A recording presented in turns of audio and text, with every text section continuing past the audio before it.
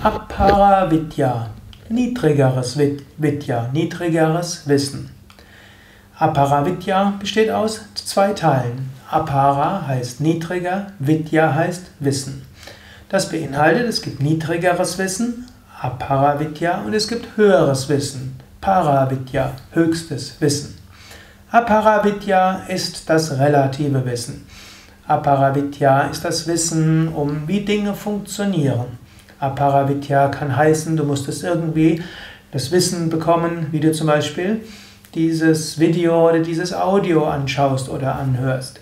Apara-Vidya musste heißen, wie bedienst du das Instrument, mit dem du das, was du gerade hörst, anhören kannst. Apara-Vidya heißt auch das Wissen um die Psyche. Apara-Vidya ist das Wissen um die Besonderheiten anderer Menschen. Apara-Vidya ist auch das Wissen um die Elemente und um die Pranas und die Nadis, um die Chakras, um die drei Doshas. So vieles Wissen haben wir im Yoga. Und da gibt es natürlich niedrigeres und höheres, es gibt auch graduell Stufen, aber im Grunde genommen, jedes Wissen, was in Zeit und Raum ist, zählt zum Apara-Vidya. Para-Vidya, das höchste Wissen, ist das Wissen um das Selbst. Para-Vidya ist Anubhava, die Verwirklichung des Selbst, ist Atma-Jnana, die Erkenntnis des Selbst, ist Brahma-Jnana, die Erkenntnis von Brahman, ist Nirvikalpa Samadhi, der tiefste Zustand der Einheit ohne irgendwelche Gedanken.